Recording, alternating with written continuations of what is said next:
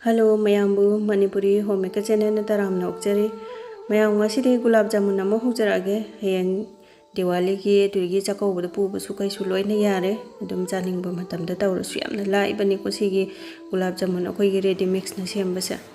Yam na phajana juicy go na masaka jam phajabane hund. Do sigi MTR gi buy one get one free sa. Mase phai khole na loina ibane no ayat akoi gi preservative kai na doga maning da akoi gi cooking direction ka loi ibane ko sugar syrup ta kai kai hapa khopa LIC hapa khopa kai na ko do adum yenga ga phajana thong ba ya bane akoi gi phajana hau ba dum ko ado ma gi da te akoi gi ising hapo hai ID kitang ma hau do laina ba kaino se samgo moina hapa ge ko doga tot pa nungai ga da ba kolam ma da sumaina packet sima loina haurage akoi gi paste tu su kayam thoke kot ki kamai tau ge hab tu yeng minarasi ko aduga ising moi gira samgo moi gira amukta loi haijaloi chi ko sumaina kitang hapaga tot che kachai gi mahi lang thokaraga di farak tu ta ne ba adu yam phajana akoi gi phajana tot pirase akoi gi yamna sop oina yam tot pa dona to toini ko aduga yam tot pa gi de khut na napte na si kisna kitang chamna na boi kari boi su taw ne ko aduga kitang su akoi gi pet na to se ba akoi khut ta napli ta se tot pa ta yam nungai tam adu phajana to pira ba matung da akoi gi kitang ama hap chi ko moi gi packet tu ta su I bane gi natraga thau kitang hapiyo na duna spoon che tang khaya ma bo phoba te si kitang khut che ta tairaga sumaina phajana mix taw buda ko koi gi napam ba khut ta ga chana khoinam na bo mayam du loi phagani ko aduna phajana loina tasala se phajana loina tasalaga koi gi phajana ungtang chunu khai biraga sumaina tasan biraga plate ni khangde phi ni khangde kupsalaga thamche ko ai di kitchen gi tawon se koi gi phi de luptho ga sumtho ga sumaina ndo mathak sida kupsala thammage aduga si je minute 10 mu rest tawingai da koi gi sugar syrup semdo asiko gulab jamun lupna bdo aduga si gi se fortune gi koi gi pure and hygienic sugar sulfurless processed thai je kitang phaba chini oina sugumbo oina sinarage ko mat koi gi mamang da su utpiro on hai bdo karam chini no na ado chini 900 gram happe ko aduga ising china 800 ml happe aseng bagi di moi gi cover da 900 ml hapo chini na 900 gram hapo kai na I bane ado aina chini che ising che kitang handare ko duna gas on tawraga high flame da akoi gi chini che tumdribo otpira si ko ado akoi gi diabetes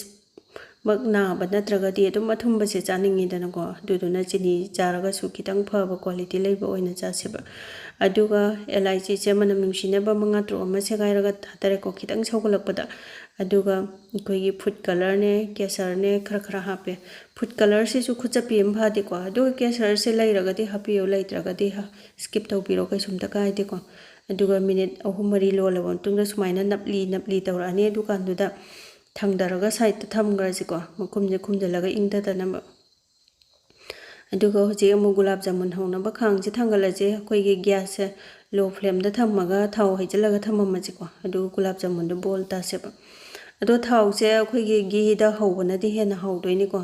ado ai di fortune gi refined oil je si oina haijare taw boda nungai na ba khara dum haire ko do ngasai gi kaino che gulab jamun gi do se kitang kam khalamme ko akoi gi baking powder gumba kai gumba khara di yaw bu jane si semak pasida akoi gi gula se kam khali dana duna bol se macha ta tho se do akoi gi size se chap manana ba akoi gi wonna ba spoon gumba macha ma sumaina ama lauraga olaga di chap mana doini ko adugo ai gi di thau do ngasai gi hana hairaga thamgrabani na thau do saraka dawre aduna ichanupi ga ibani phat tawraga ta tho da me hoje do bon ta ba matam da phajana crack chatta bi ta bi ko do yam phajana ta ba ya bane dum sumaina machak cham phajare ko crack kam bu yaudre to se na le do sumaina mathang loi ta tho ko adu gulab jamun je sumaina pitak tawna phai ko chawra kari manung yawna mun ba to wa doine akoi gi mathak chine ta ka chala ga manung yawroi doine ba aduna pikna ta ba sina nungai ban do mathang loi ta tho ga ko thau su sare aduna hoji gyara ba yenga se loi ta tho do thau je sumaina hai phe charak pa kan du da akoi gi ꯃꯦꯗꯤꯌꯝꯗ ꯁꯥꯍꯟꯁꯤꯀꯣ ꯄꯨꯔꯥ ꯍꯥꯏꯗ ꯁꯥꯍꯜꯂꯣꯏꯁꯦꯕ ꯑꯗꯨꯅ ꯃꯆꯥ ꯑꯃ ꯁꯨꯃꯥꯏꯅ ꯊꯥꯗꯔꯒ ꯌꯥꯔꯕ ꯌꯦꯡꯁꯤꯀꯣ ꯑꯩꯈꯣꯏꯒꯤ ꯀ꯭ꯔꯦꯛ ꯆꯠꯄ꯭ꯔꯥ ꯊꯥꯎꯁꯦ ꯌꯥꯔꯕ꯭ꯔꯥ ꯍꯥꯏꯕꯗꯣ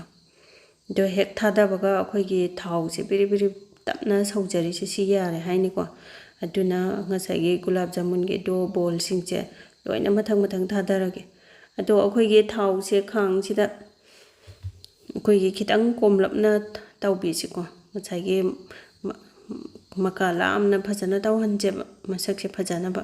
ꯑꯃꯒ ꯑꯃꯒ ꯊꯦꯡꯒꯥꯏꯅꯔꯒ ꯈꯤꯇꯤꯛ ꯈꯤꯇꯤꯛ ꯏꯟꯅꯔꯗꯤ ꯃꯁꯛꯁꯦ ꯐꯖꯔꯣꯏ ꯀꯥꯏꯕꯒꯤ ꯆꯥꯟꯁꯁꯨ ꯋꯥꯡꯉꯤꯗꯅ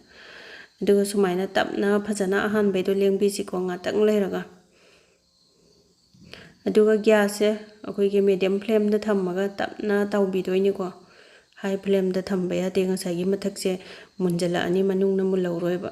ꯑꯗꯨꯒ ꯇꯪꯈꯥꯏ ꯇꯪꯈꯥꯏ ꯑꯩꯈꯣꯏꯒꯤ ꯇꯪꯈꯥꯏ ꯑꯃ ꯉꯧꯔꯒ ꯇꯪꯈꯥꯏ ꯑꯃꯅ ꯕ꯭ꯔꯥꯎꯟ ꯆꯪꯉꯤꯁꯦ ꯁꯤꯒꯤꯁꯦ ꯑꯩꯈꯣꯏꯒꯤ ꯇꯪꯈꯥꯏ ꯇꯪꯈꯥꯏꯁꯦ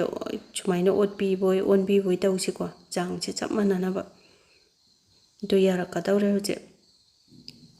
ꯑꯗꯣ ꯑꯩꯈꯣꯏꯒꯤ ꯃꯨꯁꯨꯛ ꯃꯨꯅ ꯇꯥꯎꯔꯁꯨ ꯌꯥꯏꯀꯣ ꯒ꯭ꯌꯥꯁꯁꯦ ꯂꯣ ꯐ꯭ꯂꯦꯝꯗ ꯊꯝꯃꯒ ꯀꯨꯏꯅ ꯈꯔ ꯇꯧꯕꯤꯕ ꯑꯩꯈꯣꯏ ꯒꯨꯂꯥꯞ ꯖꯥꯃꯨꯟ ꯃꯨꯁꯨꯛ ꯃꯨꯕ ꯑꯃꯁꯨ ꯂꯩꯗꯅ ꯑꯗꯣ ꯑꯩꯗꯤ ꯑꯩꯈꯣꯏꯒꯤ ꯁꯤꯒꯤ ꯀꯩꯅꯣꯒꯤ MTRꯒꯤ ꯄꯦꯀꯦꯠꯀꯤ ꯀꯣꯕꯔꯗ ꯌꯥꯎꯕꯗꯣ ꯑꯗꯨꯒꯤ ꯃꯆꯨꯗꯣ ꯃꯁꯛꯇꯣ ꯆꯞ ꯃꯥꯟꯅꯅꯕ ꯑꯗꯨꯝ ꯁꯦꯝꯃꯒꯦ ꯑꯗꯨꯅ ꯍꯧꯖꯤꯛ ꯂꯣꯏꯔꯦ ꯑꯍꯥꯟꯕꯒꯤ ꯕꯦꯁꯁꯦ ꯂꯧꯈꯠꯂꯒꯦ ꯑꯗꯨꯒ ꯃꯊꯪꯒꯤ ꯕꯦꯁ ꯑꯃꯨꯛ ꯇꯧꯊꯣꯛꯑꯒꯦꯀꯣ ꯑꯅꯤꯔꯛ ꯈꯛꯇꯅꯦ ꯑꯩꯒꯤ ꯇꯧꯗꯣꯏꯁꯦ ꯑꯗꯣ ꯃꯊꯪꯒꯤꯁꯨ ꯁꯨꯃꯥꯏꯅ ꯑꯍꯥꯟꯕꯒꯤ ꯕꯦꯁ ꯁꯨꯃꯥꯏꯅ ꯁꯦꯝ ꯄ꯭ꯔꯣꯁꯦꯁꯇ ꯆꯞ ꯃꯥꯟꯅꯅ ꯇꯧꯊꯣꯛꯑꯒꯦꯀꯣ ꯑꯗꯣ ꯃꯆꯨꯁꯦ ꯑꯗꯨꯝ ꯌꯥꯔꯦ ꯆꯞ ꯃꯥꯟꯅꯔꯦ ꯑꯗꯨꯅ ꯂꯧꯈꯠꯂꯒꯦ ꯑꯗꯨꯒ ꯍꯦꯛ ꯂꯧꯈꯠꯄꯒ ꯉꯁꯥꯏꯒꯤ ꯁꯨꯒꯔ ꯁꯤꯔꯞꯇꯨꯗ ꯊꯥꯗꯕꯤꯒꯅꯨꯀꯣ ꯑꯩꯈꯣꯏꯒꯤ ꯃꯤꯅꯤꯠ ꯑꯃꯒꯨꯝꯕ ꯂꯩꯔꯒ ꯊꯥꯗꯁꯦꯕ ꯑꯁꯥꯕꯁꯦ ꯈꯤꯇꯪ ꯍꯟꯊꯍꯜꯂꯕ ꯃꯇꯨꯡꯗ ꯑꯗꯨꯒ ꯁꯨꯒꯔ ꯁꯤꯔꯞꯁꯤꯁꯨ ꯑꯩꯈꯣꯏꯒꯤ ꯂꯨꯝꯕꯨ ꯁꯥꯕꯗ ꯊꯥꯗꯗꯧꯅꯤꯀꯣ ꯑꯗꯣ ꯉꯁꯥꯏꯒꯤ ꯀꯩꯅꯣꯗꯣ ꯁꯨꯒꯔ ꯁꯤꯔꯞꯇꯣ ꯑꯃꯨꯛ ꯌꯦꯡꯉꯁꯦ ꯑꯗꯣ ꯑꯩꯒꯤꯁꯦ ꯈꯤꯇꯪ ꯁꯥꯔꯤ ꯑꯗꯨ ꯑꯣꯏꯔꯒꯁꯨ ꯑꯩꯁꯦ ꯗꯤꯋꯥꯂꯤꯒꯤ ꯀꯩꯒꯤ ꯊꯕꯛ ꯆꯤꯟꯕ ꯃꯌꯥꯝꯗꯨꯅ ꯍꯦꯛꯇ ꯊꯥꯗꯔꯗꯕꯅꯦ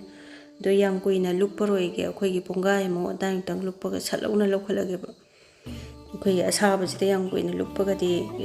ꯌꯥꯝ ꯄꯣꯞꯊꯣꯛꯄꯗꯣ ꯍꯦꯟꯈꯤꯅꯦꯕꯀꯣ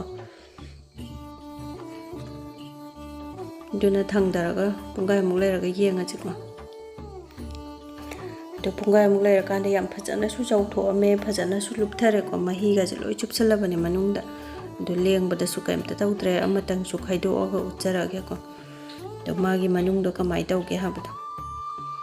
ꯑꯗꯨꯒ ꯑꯩꯈꯣꯏꯒꯤ ꯈꯤꯇꯪ ꯁꯥꯔꯞꯅ ꯊꯥꯗꯔꯒꯗꯤ ꯀꯨꯏꯅ ꯊꯥꯗꯔ ꯊꯝꯃꯗꯤ ꯌꯥꯔꯣꯏꯀꯣ ꯕꯦꯗꯦ ꯕꯦꯗꯦ ꯄꯦꯠꯊꯣꯛꯇꯣꯏꯅꯦ ꯑꯗꯣ ꯑꯩꯒꯤꯁꯤꯗꯤ ꯁꯠ ꯂꯧꯈꯠꯄꯅꯤꯅ ꯆꯞ ꯆꯥꯔꯦꯀꯣ ꯑꯗꯣ ꯃꯊꯪ ꯑꯩꯈꯣꯏꯒꯤ ꯉꯁꯥꯏꯒꯤ ꯒꯨꯂꯥꯞ ꯖꯥꯃꯨꯟꯁꯤꯡꯁꯨ ꯂꯣꯏꯅ ꯄ꯭ꯂꯦꯠꯁꯤꯗ ꯂꯧꯊꯣꯛꯑꯒꯦ ꯑꯗꯨꯝ ꯇꯤꯡꯉꯒ ꯂꯩꯔꯒꯗꯤ ꯌꯥꯝꯅ ꯁꯣꯞ ꯑꯣꯏꯕ ꯍꯦꯟꯖꯟꯈꯤꯕꯁꯨ ꯌꯥꯏ ꯑꯗꯣ ꯑꯩꯒꯤ ꯅꯨꯡꯁꯤꯔꯕ ꯚꯤꯌꯔꯁꯤꯡꯅ ꯑꯩꯒꯤ ꯚꯤꯗꯤꯑꯣꯁꯤ ꯈꯤꯇꯪ ꯀꯥꯟꯅꯕ ꯅꯨꯡꯉꯥꯏꯕ ꯐꯥꯎꯕꯤꯔꯒꯗꯤ ꯂꯥꯏꯛ ꯁꯕꯁꯀ꯭ꯔꯥꯏꯕ ꯁꯤꯌꯔ ꯐꯣꯂꯣ ꯇꯧꯁꯟꯕꯤꯔꯝꯃꯣ ꯀꯥꯟꯅꯕ ꯅꯨꯡꯉꯥꯏꯕ ꯚꯤꯗꯤꯑꯣ ꯄꯨꯗꯨꯅ ꯂꯥꯛꯆꯒꯦ ꯑꯗꯨꯒ ꯑꯩꯒꯤ ꯈꯨꯍꯧꯁꯦ ꯄꯥꯝꯕꯤꯔꯒꯗꯤ ꯁꯨꯃꯥꯏꯅ ꯌꯥꯝꯅ ꯂꯨꯅ ꯅꯥꯟꯅ ꯍꯦꯜꯗꯤ ꯑꯣꯏꯅ ꯌꯨꯝꯗ ꯍꯧꯕꯤꯌꯨ ꯑꯦꯟꯖꯣꯏ ꯇꯧꯕꯤꯌꯨ ꯉꯁꯤꯒꯤꯗꯤ ꯕꯥꯏ ꯕꯥꯏ